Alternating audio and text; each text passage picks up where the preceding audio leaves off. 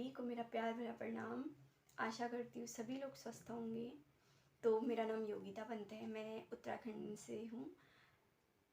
तो आप लोग देख सकते हैं जो मैंने पहना हुआ है, ये हमारे उत्तराखंड का पहनावा है। जो प्रॉपर उत्तराखंड में रहते हैं वो लोग तो जानते हैं हमारा पहनावा, पर जो उत्तराखंड से बाहर से भी जो लोग मेरी वीडियो देख रहे हैं तो मैं उनको बताना चाहती हूँ कि ये मेरा उत्तराखंडी पहनावा है। मैं उत्तराखंड से हूँ, इसलिए मैंने सोचा कि आज मैं ये वीडियो अपना पहनावा पहन के ही आप लोगों तक अपनी बात रखूँ, आप लोगों तक अपनी बात पहुँचाऊँ, तो इसीलिए ये मैंने पहना हुआ है। तो आज की मेरी वीडियो हमारे समाज में हो रहे एक मुद्दे को लेके है, शादी। आज उत्तराखंड में शादी को लेके बहुत सारी चीज़ें ऐसी हो रही हैं जो नहीं होनी चाहिए। जैसे कि कन्या पक्ष की तरफ से शादी को लेके बहुत सारी डिमांड ऐसी कि लड़का सरकारी जॉब वाला चाहिए और घर हल्द्वानी या दूसरे शहरों में चाहिए, गांव में नहीं चाहिए। तो ये चीज़ें हैं जिन पे मैं आज के अपने विचार रखना चाहती हूँ। तो प्लीज़ आप लोग बताइएगा, जो ये मेरी वीडियो देख रहे हैं वो बताइएगा कि क्या मैं जो बोल रही हूँ, जो सोचती हूँ, क्या वो चीज़ें सही हैं या गलत हैं। आप लोग प्लीज़ बताइएगा कमेंट के थ्रू।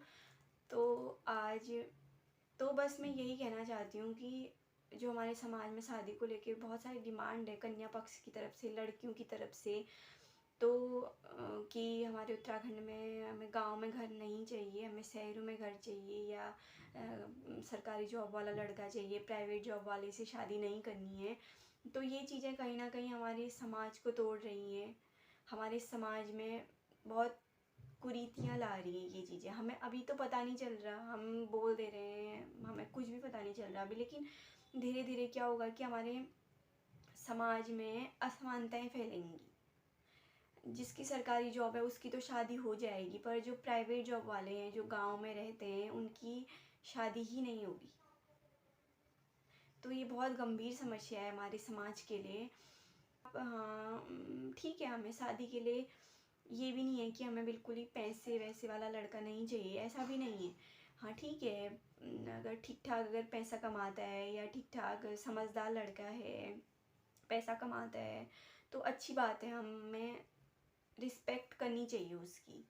पर हमारा ये कहना कि सरकारी वाले से ही हमें शादी करनी है, ये चीज़ें गलत है। देखिए, ज़रूरी नहीं है कि सरकारी जॉब वाला लड़का सही हो या प्राइवेट जॉब वाला लड़का गलत हो। वो भी अपनी मेहनत से कमा रहा है, सरकारी जॉब वाला भी अपनी मेहनत से कमा रहा है। ऐसा तो नहीं है कि समाज में सारे सरकारी जॉब वाले लड़के हों, ऐसा तो नहीं है ना। हमारे भाई हैं, वो भी तैयारी कर रहे हैं सरकारी जॉब की, पर हो सकता है शायद वो ना लगे उनकी जॉब कभी। तो ये ज़रूरी नहीं है ना कि सबकी सरकारी जॉब ही लगे। कोई प्राइवेट जॉब किसी को पसंद होती है, किसी को अपना बिजनेस करने का होता है। तो हम ये गलत कह रहे हैं कि यार हमें सरकारी जॉब वाला ही लड़का चाहिए। हम एक लड़की बोल रही है, फिर दो बोलेंगी, फिर चार बोलेंगे, ऐसे पूरे समाज में ये चीज़ें फैलती जा रही हैं। हमें हमारे समाज को एकजुट रखना है। जो हमें हमारे परदादा दादाजी या पापा लोगों ने जो हमें सिखा रखा है, जो हमारे समाज को एकजुट रख रखा है आज तक, हमें उसी समाज को एकजुट रखना है। हमारी ऐसी डिमांड से कि हमें गांव में शादी नहीं करनी है, हमें शहरों में मकान वाला मकान चाहिए, तो ये कहीं ना कहीं हमारे उत्तराखंड में एक पलायन का एक कारण ये भी है।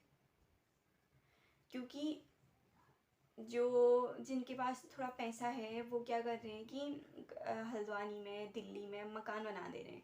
ये सोच रहे हैं कि हमारे पास चलो पैसा है तो हम वहाँ रह लेंगे, हमारे लड़के की शादी हो जाएगी। वो चले जा रहे हैं, ना चाहते हुए भी जा रहे हैं, क्योंकि गांव के लड़कों की तो शादी नहीं हो रही है, और वो चीज़ें गलत है। जहाँ कल तक एक परिवार जाता था, वहाँ आज 5-6 परिवार चले गए। गांव खाली हो गए हैं, गांव ख़त्म हो गए हैं। इससे हमारी संस्कृति, लोग ही नहीं रहेंगे गांव में या उत्तराखंड में, लोग ही नहीं होंगे तो हमारी संस्कृति, हमारी सभ्यता बचेगी ही नहीं। कैसे बचेगी। हम अगर अपने दादाजी पापा मम्मी से कुछ चीज़ सीखेंगे ही नहीं कि कैसा था पहले, क्या था, संस्कृति क्या थी, सभ्यता क्या है हमारी, हम चीज़ें सीखेंगे ही नहीं उनसे, तो हम अपने छोटे भाई बहनों को या हमारे आने वाली पीढ़ी को हम क्या बताएंगे उस चीज़ के बारे में। तो इससे हमारी संस्कृति, हमारी सभ्यता कहीं ना कहीं पिछड़ रही है धीरे धीरे। जहाँ हमने बढ़ानी चाहिए, हमने अपनी संस्कृति को आगे बढ़ाना चाहिए, वहाँ हम लोग एक तरफ से हम लोग उसको पीछे कर रहे हैं। तो ये बहुत बड़ी और बहुत गंभीर समस्या है। हम लोग पढ़े लिखे हैं, हम लोगों ने अपनी संस्कृति, अपनी सभ्यता को बढ़ाना चाहिए, बढ़ावा देना चाहिए, ना कि उसे ख़राब करना है या उसको पीछे लेके आना है।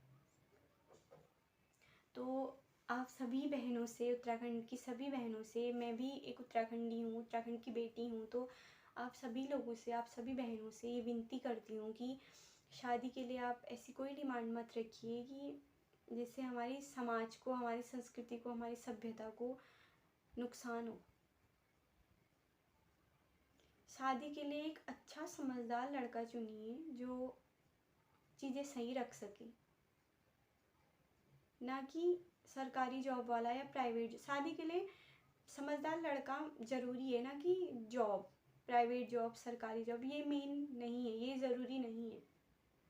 एक समझदार लड़का चुनिए, एक अच्छा लड़का चुनिए जो आपकी इज्जत करे, आपके मम्मी पापा की इज्जत करे।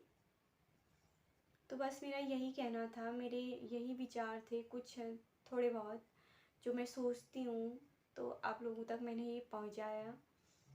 आप लोग प्लीज़ कमेंट करके जो ये वीडियो मेरी देख रहे हैं वो ज़्यादा से ज़्यादा शेयर करिए, ताकि लोग सुने। अगर कोई भी मेरी बहन, कोई भी उत्तराखंड की बहन अगर मेरी चीज़ें सुन रही हैं या इस पे अमल करे, इन चीज़ों को समझे, अगर कोई एक भी अगर समझे तो मैं सोचूंगी कि मैं बहुत सौभाग्यशाली खुद को समझूंगी। तो आप लोग कमेंट भी करिएगा और बताइएगा कि क्या मैं जो सोच रही हूँ या जो सोचती हूँ वो सही है या गलत है। और मैं अपने से बड़ों से भी कहना चाहूँगी, जो मम्मी पापा अपनी बेटियों की शादी कराना चाहते हैं, उनसे भी मैं यही कहूँगी कि प्लीज़ आप लोग बेटी के लिए एक अच्छा लड़का, समझदार लड़का चुनिए, ना कि सरकारी जॉब या प्राइवेट जॉब वाला। प्लीज़ आप लोगों से हाथ जोड़ के रिक्वेस्ट है, हमारे समाज को हमने आगे बढ़ाना है। हमने, आपने, हम सब ने हमारे उत्तराखंड को, हमारे उत्तराखंड के समाज को आगे बढ़ाना है, ना कि उसको ख़राब करना है। हमने सभी ने मिलके पलायन को रोकना है, ना कि बढ़ावा देना है। तो प्लीज़ आप लोगों से हाथ जोड़ के रिक्वेस्ट करती हूँ। और आपको जो मेरी बातें अगर सही लगी तो वो भी बताइएगा, अगर मेरी बातें आप लोगों को बुरी लगी हो तो वो भी प्लीज़ बताइएगा। Thank you so much.